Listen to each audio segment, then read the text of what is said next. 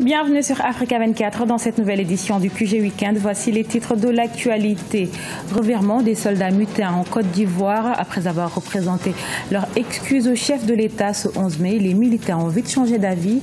Ils étaient dans les rues ce vendredi 12 mai pour de nouvelles protestations. En Égypte, le taux d'inflation a atteint un niveau record au mois d'avril 2017. Une situation complexe qui inquiète le gouvernement et la population à quelques semaines du Ramadan, le mois du jeûne des musulmans. Et puis en Guinée, les populations de la région de Boké multiplient les manifestations. Malgré la richesse minière de leur ville, les habitants souffrent des délestages et des coupures d'eau. Elle aura été de courte durée, la trêve des mutineries en Côte d'Ivoire. Ce vendredi 12 mai, les soldats étaient dans les rues de plusieurs villes du pays pour exiger le paiement de leurs primes. Et pourtant, la veille, ils avaient exprimé des regrets concernant les révoltes de janvier 2017. Qu'est-ce qui explique ce nouveau revirement? Élément de réponse avec Déogracias Podo.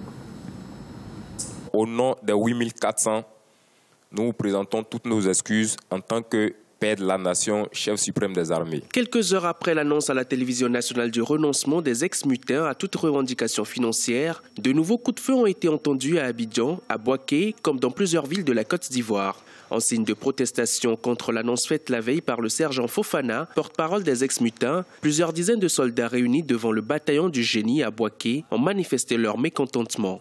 Très vite, la contestation a gagné d'autres villes telles que Mans, Guiglo et Odiéné. M. Sodé Guillaume avait effectivement eu des promesses de la part de leurs dirigeants, comme quoi, une fois que le docteur Alassane Ouattara sera au pouvoir, il allait avoir des perdièmes. Ce qui n'a pas été le cas. Moi, à mon humble avis, il n'aurait pas dû effectivement accéder aux dirigeants des militaires parce que c'était une boîte de Pandore qu'il venait d'ouvrir. Et il y a eu maintenant ceux qui ont été intégrés dans l'armée, ça veut dire les anciens FDS qui étaient pro-Babo, on va dire. Ils voient leurs collègues qui ont reçu les uns 5 millions, les autres 7 millions de francs CFA. Eux n'ont rien. C'est ce qui fait qu'aujourd'hui, il y a une division profonde, je dis bien une division profonde au sein de notre armée. Les multiples mouvements de protestation de l'ensemble des forces de sécurité ont mis à mal le climat socio-économique de la Côte d'Ivoire. Le pays reste durement touché par l'effondrement des cours du cacao, son premier produit d'exportation, et les solutions financières pour apaiser la tension sociale ont eu des conséquences sur l'économie. Mais malgré ces difficultés budgétaires, les autorités ont promis une amélioration des conditions de vie et de travail des fonctionnaires, en particulier des militaires. J'ai donné des instructions très fermes au gouvernement pour accélérer la mise en œuvre des mesures d'amélioration des conditions de vie et de travail de nos militaires. Je voudrais que vous soyez assurés que je veillerai moi-même particulièrement en tant que chef suprême des armées, mais également en tant que ministre de la Défense, à la bonne exécution de toutes ces mesures. Depuis début janvier, la Côte d'Ivoire est secouée par une mutinerie de différentes branches de l'armée.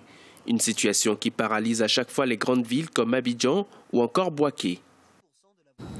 Et sachez que face à ces nombreuses mutineries, le chef d'état-major ivoirien menace de sanctions sévères les soldats mutins. Le général Touré Sékou a lancé un appel au calme et a invité les militaires à respecter le cadre réglementaire de travail.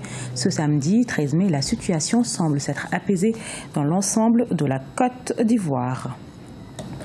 En Tunisie, la fronde sociale s'intensifie. Ces dernières semaines, de nombreux mouvements sociaux ont paralysé les activités de plusieurs entreprises.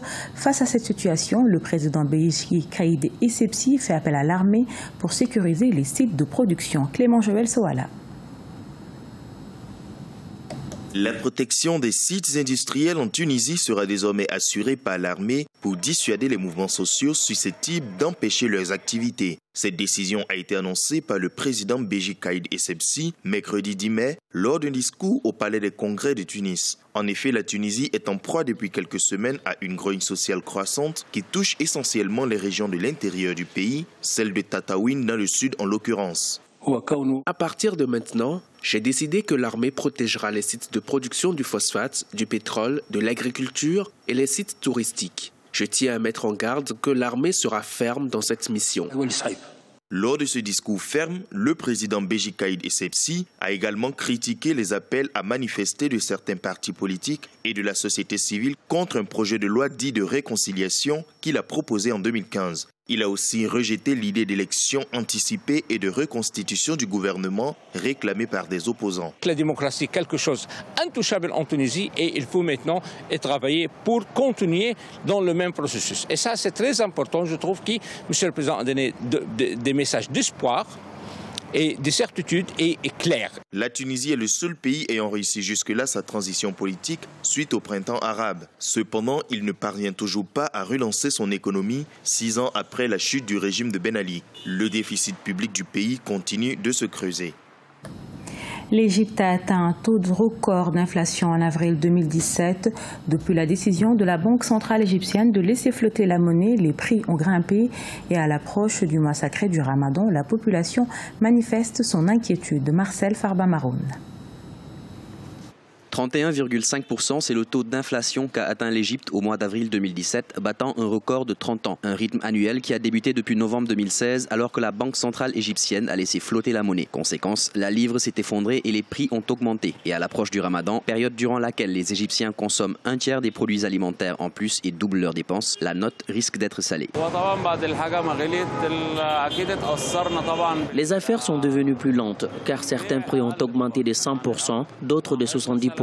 Pas parce que les gens ont un budget fixe pour acheter du poisson ou de la viande, mais parce que les choses deviennent plus chères. Ils doivent maintenant acheter moins. Au lieu d'acheter 5, ils achètent 3 kilos ou 2. C'est ce que tout le monde fait maintenant. Cela signifie que je vends moins. Au lieu de vendre 100 kilos, maintenant je vends 70 ou 60 kilos. Face à cette situation, les autorités égyptiennes tentent de trouver des solutions palliatives, des options qui grèvent les dépenses publiques. À titre d'exemple, la subvention des prix pèse un tiers du budget de l'État, même si cette solution a permis d'éviter une explosion sociale.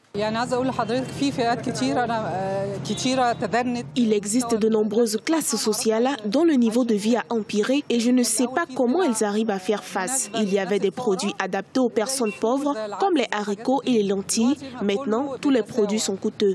Si une famille pauvre veut faire un repas, elle ne dépense pas moins de 100 livres. Le gouvernement égyptien s'est lancé dans une série de réformes structurelles en échange d'un prêt de 12 milliards de dollars du Fonds monétaire international. Mais les experts de l'institution de Bretton Woods commencent à s'inquiéter de cette inflation galopante et demandent une réaction conséquente du gouvernement égyptien.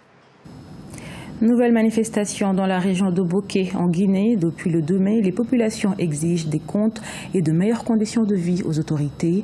Cette région minière représente l'une des plus importantes sites d'exploitation. Malgré cette richesse, les habitants sont souvent confrontés à des coupures d'eau et de courant. Siam-le Victoria Setchi.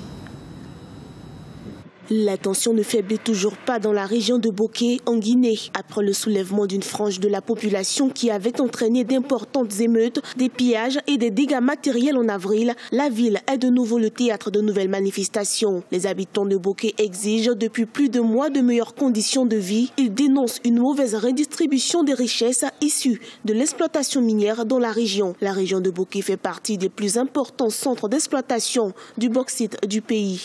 C'était l'affaire du courant. L'affaire de l'emploi, là, on était assis sur ça depuis fort longtemps. Mais comme la population était patiente, mais c'est l'affaire du courant qui révolte tout. Il n'y a pas d'eau, il n'y a pas de courant. En 2011, le gouvernement avait déclaré l'introduction de nouvelles réformes minières en faveur des communautés locales. Mais des observateurs estiment que très peu de changements ont été ressentis sur le terrain. Les sociétés minières doivent donner une contribution au développement local et l'État aussi doit récupérer une partie des revenus miniers dans un fonds de développement local qui après doit être redistribué aux populations. Ce qui manque, il y a une législation minière, comme je le dis, mais certains textes d'application qui ne sont pas encore développés, élaborés, finalisés pour expliquer dans les détails comment cette contribution doit se faire. La Guinée est le premier producteur africain de bauxite. La société minière de Boké, SMB, exporte par an 15 millions de tonnes d'aluminium. La pollution et les accidents de la circulation sont souvent décriés par la société civile. Le gouvernement compte aujourd'hui sur le projet massif de minerai de fer de Simandou. Il espère qu'un chemin de fer à travers le pays ouvrira des zones reculées au développement.